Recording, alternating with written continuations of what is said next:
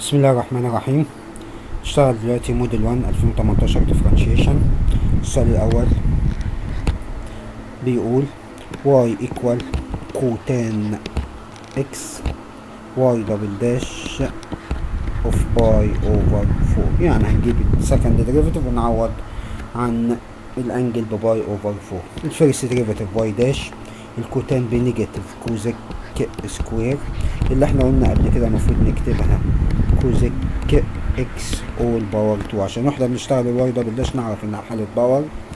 النيجاتيف زي ما هي ال2 هتنزل، كوزيك اكس بنقص من باور 1. نعمل ديريفيتيف للي جوه نيجاتيف كوزيك كوتان، وديريفيتيف الانجل طبعا ب1. نيجاتيف مع نيجاتيف هتتشال هتبقى 2 كوزيك باور 2 اكس كوتان اكس. دي الواي دبل داش. عايزين نعوض عن الاكس باي على 4، 2 كوزيك باور 2 باي على 4 كوتان باي على 4. كوتان باي على 4 ب1، وكوزيك باي على 4 هتطلع ايكوال 2، فتبقى 2 تايم 2 ايكوال 4، وبالتالي الإجابة هتبقى نمبر سي.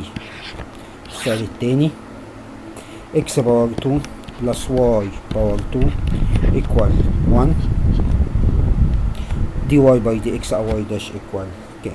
طبعا ديريفاتيف عادي هتبقى 2x، ده هتبقى 2y واي داش ايكوال 0.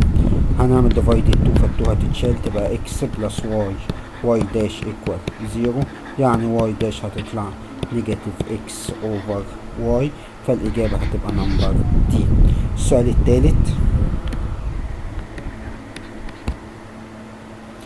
مدينا اكس سكوير بلس واي سكوير ايكوال 3، وعايز يعمل بروف ذات ان واي باور 3 واي دبل داش بلس 3 ايكوال 0. البروف اول حاجه الفيرست ديريفاتيف هتبقى 2x 2y واي داش ايكوال 0. هنعمل ديفايد 2 هتبقى x بلس y واي داش ايكوال 0. زي ما اتفقنا بنجيب واي داش في جنب ونسيبها نيجاتيف x اوفر واي، ودي ما بنشتغلش بيها بنسيبها، لما نحتاج نعوض بنعوض بيها. نعمل ديريفاتيف مره كمان من هنا 1 واي داش، الفيرست بنثبته واي دبل داش، السكند بنثبته واي داش ايكوال 0. هتبقى 1 بلس واي دبل داش بلس واي داش سكوير ايكوال 0. من هنا بقى زي ما قلنا قبل كده بنشوف نحاول نوصل من هنا للشكل دوت. انا عن نفسي ببتدي ازاي؟ ببتدي من الواي دبل داش، بشوف الواي دبل داش هنا والواي دبل داش هنا زي بعض، لا دي محتاجين لها لسه واي باور 2 عشان تبقى واي باور 3 زي دي. اذا انا هضرب في واي باور 2 هتبقى دي واي باور 2 ودي تبقى واي باور 3 واي دبل داش، ودي تبقى واي داش سكوير في واي سكوير. دي خلاص اتظبطت مفيهاش مشكله. الشكل ده بقى واي داش من هنا نقدر نعوض عنها من الجزئيه دي، تبقى واي باور 2 واي باور 3 واي دبل داش.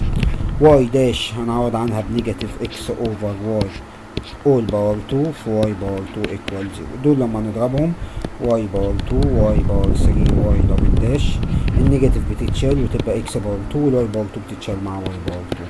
اكس باور 2 واي باور 2 من الفانكشن الاصليه ب 3 تبقى واي باور 3 بلس واي باور 3 واي دبل داش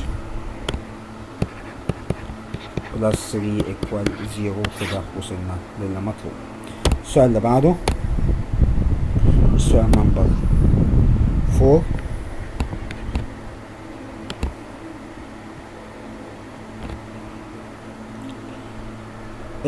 لادر كونستانت لادر لو طوله A دي بنسميها X دي بنسميها Y. سلايدز on a vertical wall at rate K dy by dt. سلايدز يبقى نيجاتيف K بتقل، اكيد هيسأل على دي اكس باي دي تي، ويدينا المعلومة ان في انجل سيتا. النقطة اللي ناخد بالنا منها دايما فين مكان الانجل سيتا، بيقول لي its base find the rate of sliding of its base away from the wall اللي هي dx by dt when the ladder leans with the wall by angle theta. هي دي الانجل ثيتا. وبيقول ان كوزيك ثيتا equal 5 over 4. الكوزيك عكس الساين فتبقى ساين ثيتا equal 4 over 5. يعني كأن بيقول لي ان الاوبزيت 4k ده ب 3k وبالتالي الكونستانت ايه هيبقى 5k. وبالتالي كده اقدر اقول ان اولا ايه العلاقة اللي نقدر نطلعها هنا؟ علاقة دايسوكراس x باور 2 بلس y باور 2 equal a باور 2 derivative 2x dx by dt plus 2y dy by dt equal 0 divided 2 هتتشال x dx by dt y dy by dt equal 0. هنعوض مكان الاكس ب 4k dx by dt دي اللي احنا لازم نجيبها. الواي ب 3k dy by dt اللي هي نيجاتيف k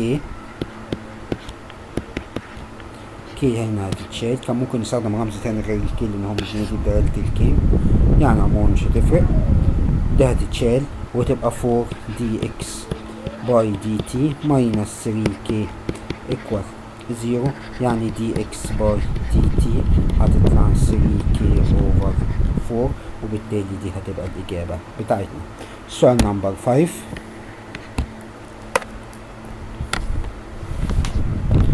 ليميت، مسائل ليميت بتبقى مباشرة. ليميت 1 بلس 1 over x all power 2x equal نقط. زي ما اتفقنا قبل كده 1 over x لما نضربها في 2x هتطلع الإجابة ب 2 فتبقى دي equal e باور 2، بالتالي الإجابة هتبقى نمبر دي. السؤال اللي بعده نمبر 6. f of x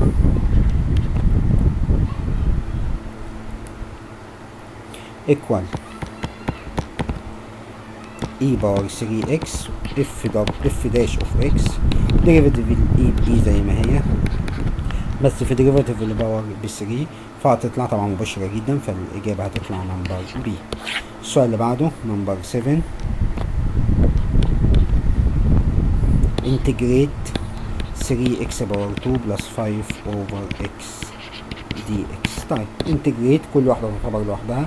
دي هتبقى x باور 3 على 3 هتتشال مع 3 ودي 5 وانتجريت تعتبر 1 over x dx اللي هتطلع بلين فتبقى x باور 3 بلس 5 لين ابسوليوت الاكس بلس السي وبالتالي الإجابة هتبقى نمبر B. السؤال نمبر 8.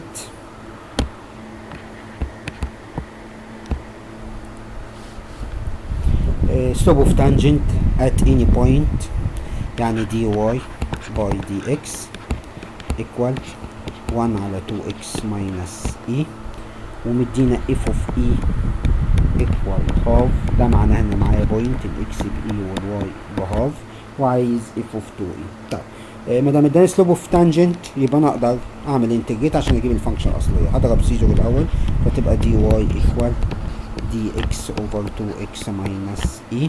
هعمل انتجريت دي هتطلع y اللي فوق عشان يبقى ديريفاتيف اللي تحت محتاج هنا 2 فهزود 2 dx هنا 2x minus e وهقسم هنا على 2 تبقى y equal half then absolute 2x minus e plus c. عشان نجيب السي هنعوض بالبوينت دي مكان الاكس باي ومكان الواي بهاف equal half then هتبقى 2e minus e plus c.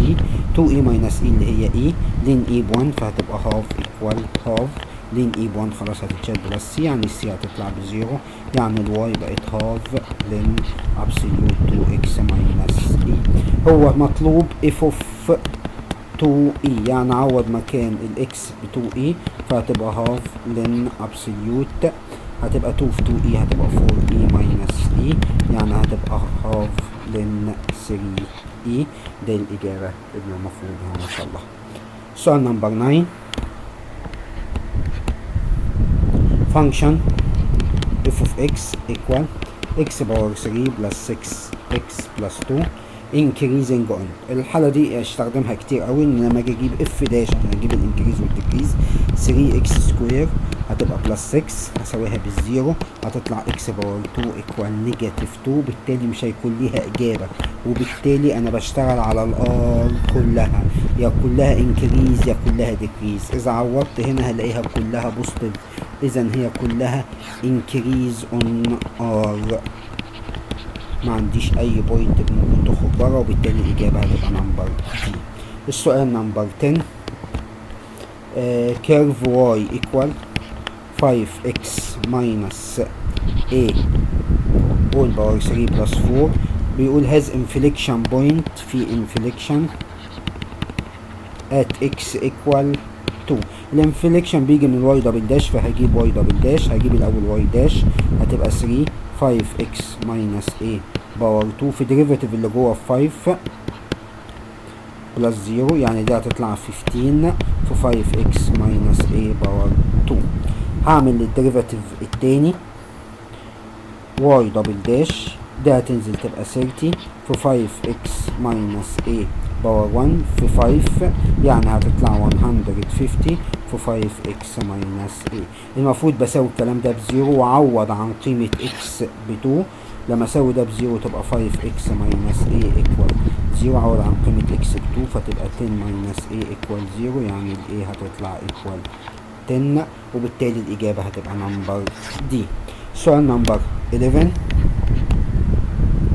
absolute maximum of the function f of x equal negative x square in the interval negative 3 و 2.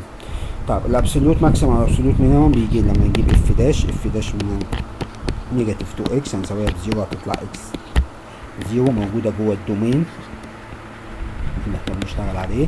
اذا هجيب اف اوف 0 مره، وهجيب اف اوف نيجاتيف 3 مره، وهجيب اف اوف 2 مره، واشوف مين الابسوليوت ماكسيمم. اف اوف 0 هتطلع بزيرو، اف اوف نيجاتيف 3 هتطلع بنيجاتيف 9، اف اوف 2 هتطلع بنيجاتيف 4. الابسوليوت ماكسيمم هيبقى ايكوال 0، والابسوليوت مينيمم هيبقى عند النيجاتيف 9. يبقى اذا هو بيسأل على الابسوليوت ماكسيمم، يبقى اف اوف 0 هي الاجابه اللي صح، وبالتالي الاجابه نمبر بي. السؤال نمبر 12 A نمبر A بيتكلم على الماكسيمم and the minimum local value of the function f of x equal 8 ln x minus x square. قلنا قبل كده نخلي بالنا في مسائل اللين ان الدومين بتاعي هو الار بوزيتيف، يعني بشتغل من الزيرو اوبن لحد انفينيت. بجيب الاف داش 8 اللين بيبقى 1 على x minus 2x equal 0.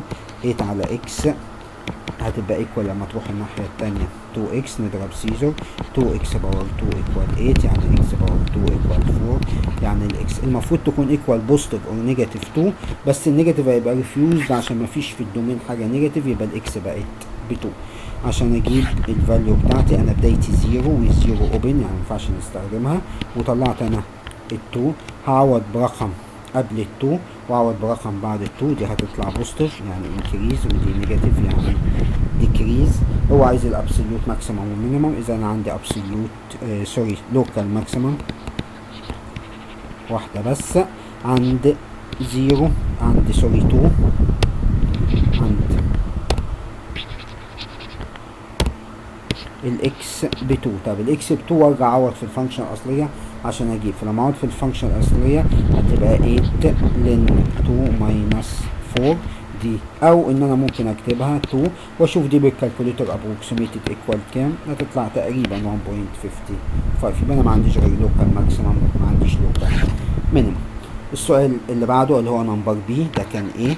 السؤال نمبر بي بيتكلم على الابسوليوت اكستريما فاليو اوف ذا فانكشن اف اوف اكس ايكوال اكس باور 3 ماينس 3x بلس 2 في الانترفال من نيجاتيف 2 1.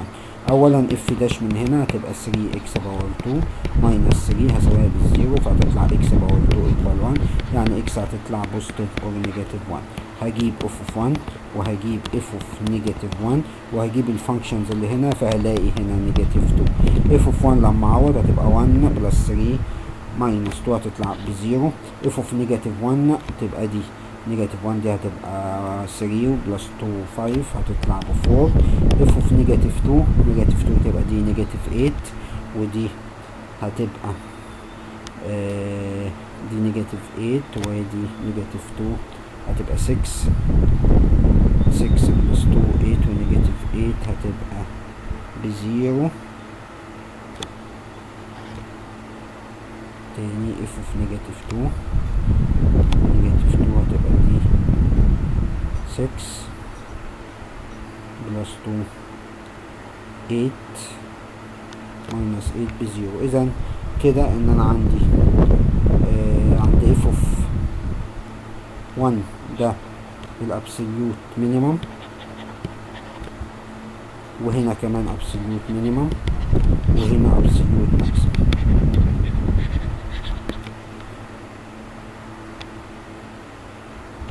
يبقى انا عندي 2 ابسوليوت مينيمم وواحدة ابسوليوت ماكسيمم. السؤال اللي بعده الناس تراجع بس الخطوات دي يمكن انا اكون نسيت حاجة. السؤال اللي بعده نمبر 13 integrate tan باور 2x dx. tan باور 2 من الحاجات اللي ملهاش انتجريت فلازم تتفك، بتتفك بسيج باور 2x ماينس 1. السيج باور 2 بتطلع لي tan x وال1 هيطلع لي x بلس c. اذا الاجابه هتبقى نمبر A. نمبر 14 if the length of the hypotenuse of a right angle triangle the length of the hypotenuse equal 10 والlength of the two leg of the triangle x و y عايزين نجيبهم when الاريا is maximum، لما الاريا تطلع equal maximum. طب الاريا المفروض هاف تايم البيز تايم الهايت، يعني هاف اكس واي. عشان احولها لفاريبل واحد بس لازم نجيب علاقة.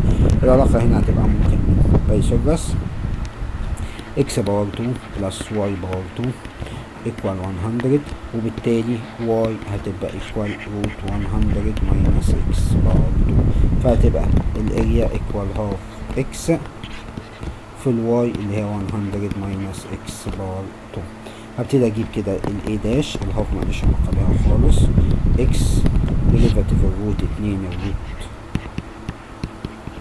في derivative اللي تحت الروت نيجاتيف 2x بلس هنثبت الروت اللي هو 100 ماينس اكس سكوير في ديريفيتيف اللي بره 1.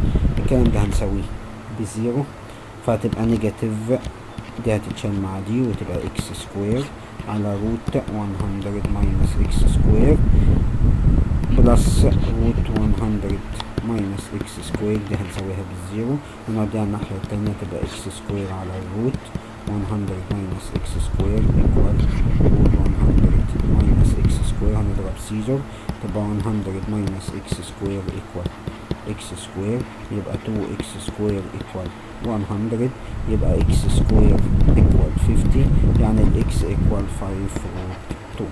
عايز اعرف يا ماكسيمم ولا مينيمم. المفروض يا اما اجيب الاي دبل داش يا اما اعمل نمبر لاين. هنعمل بقى نمبر لاين 5 روت 2. المفروض بعوض برقم قبلها ورقم بعدها عشان تطلع الاريا ماكسيمم لازم دي تطلع بوزيتيف ودي تطلع نيجاتيف. الاكس ب 5 روت 2 لما اجي اعوض الواي كمان هتطلع ب 5 روت 2 يبقى الاجابتين بتوع الاكس والواي 5 روت 2. في ناس تاني بتحلها كمان عن طريق انها بتعمل انجل سيتا هنا وتحل بيها وتقول لي ان الاكس ايكوال 10 كوزين ساين سيتا والواي ايكوال 10 كوزين سيتا وتحلها عن طريق الانجل سيتا. يعني لو بحل دي انذر سوليوشن اقدر اقول another solution right angle triangle ده ب 10 وده x و y. الاريا of x y الاكس من هنا لو انا فرضت ان في انجل سيتا الاكس هتبقى 10 ساين سيتا والواي هتبقى 10 كوزين سيتا فالاي هتبقى equal half في 10 ساين سيتا في 10 كوزين سيتا يعني هتطلع equal 50 ساين سيتا كوزين سيتا، اللي اقدر اكتبها 25 ساين دبل الانجل 2 سيتا. بقت فاريبل واحد بس، اقدر اجيب الاي داش 25 هتبقى في 2 والساين هتبقى كوزاين 2 سيتا في الديريفيتيف اللي هي 2. هساوي الكلام ده بزيرو، فهتبقى كوزاين 2 سيتا ايكوال 0، يعني 2 سيتا هتبقى ايكوال 90، يعني السيتا هتبقى ايكوال 45، وبالتالي الاي دبل داش هتبقى ايكوال، هضرب كمان في 2 فهتبقى نيجاتيف 100 ساين 2 سيتا، ولما اعوض عن السيتا ب 45 هتطلع بنيجاتيف 100، يعني ماكسيمم لما السيتا ايكوال 45. لما السيتا ايكوال 45 هتبقى الاكس ايكوال 10 ساين 45 هتطلع 5 روت 2، والواي هتطلع بنفس الكلام ايكوال 5 روت 2، وتبقى برضه وصلنا لنفس الاجابه. ده صح وده صح. سؤال نمبر 15. area bounded by y equal x square و y equal 2x. y equal x square شكلها بتبقى عاملة بالشكل ده، y equal 2x تبقى عاملة كده. إذا هي المنطقة دي. المنطقة دي يبقى لازم أعرف البوينت أوف انترسكشن، فبساوي x سكوير ب y اللي هي 2x هنا، فتبقى x سكوير ماينس 2x equal 0. x كومن فاكتور تبقى x ماينس 2 equal 0، يبقى إما x equal 0 يا إما x equal 2. أدي الزيرو هنا، يبقى دي عند ال 2. إذا الاريا بقت انتجريت من 0 ل 2. الستريت لاين هيبقى هو الأول 2x ماينس x سكوير دي x، واللي مش ضامن بيحط ابسوليوت وبيطلع الإجابة في الآخر. المفروض إن هي بتطلع 4 over 3. السؤال نمبر 16.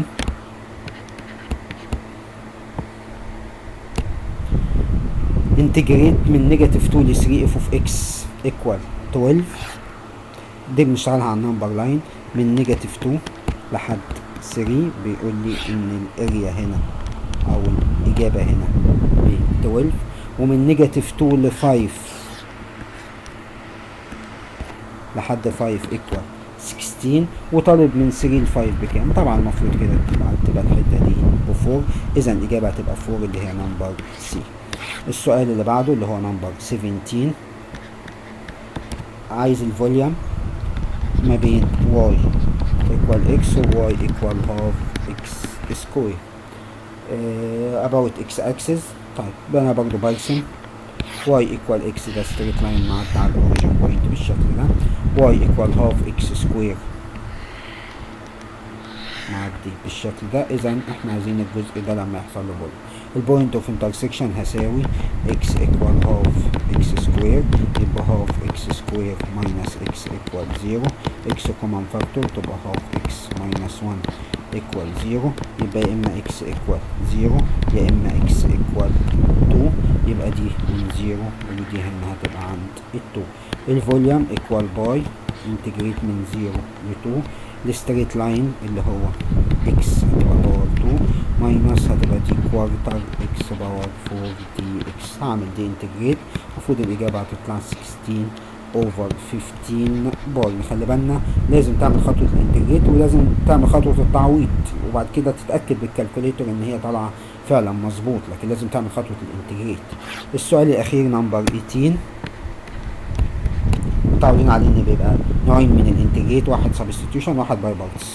الاولاني x minus 2 باور 4 دي اكس، ده كده بالسبستيتيوشن هنفرض ان الزد ايكوال x minus 2، تبقى الاكس ايكوال زد بلس 2، تبقى الدي زد هي نفسها الدي اكس، تبقى انتجريت زد بلس 2 في زد باور 4 دي زد هتبقى زد باور 5 بلس 2 زد باور 4 دي زد، هتبقى زد باور 6 على 6 بلس 2 زد باور 5 على 5 بلس سي. هرجع الزد لأصلها اللي هي x ماينس 2 باور 6 على 6 2 على 5 x ماينس 2 باور 5 بلس سي.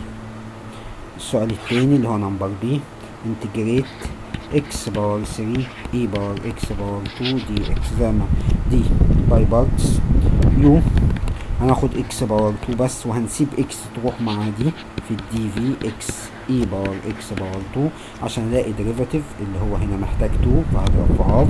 يبقى الانتجريت هنا هيبقى هاف اي باور اكس باور 2، والديريفاتيف هنا هتبقى 2 اكس دي اكس ده ماينس انتجريت ده تبقى هاف اكس باور 2 اي باور اكس باور 2 ماينس انتجريت دي هتتشال مع دي تبقى اكس اي باور اكس باور 2 دي اكس. برضه محتاج ازود هنا 2 وهاف، تبقى هاف اكس باور 2 اي باور اكس باور 2 ماينس هزود 2 وهاف هيبقى معايا هاف اي باور اكس باور 2 الانتجريت بتاعها بلس السي، وبالتالي هي دي الإجابة الأخيرة.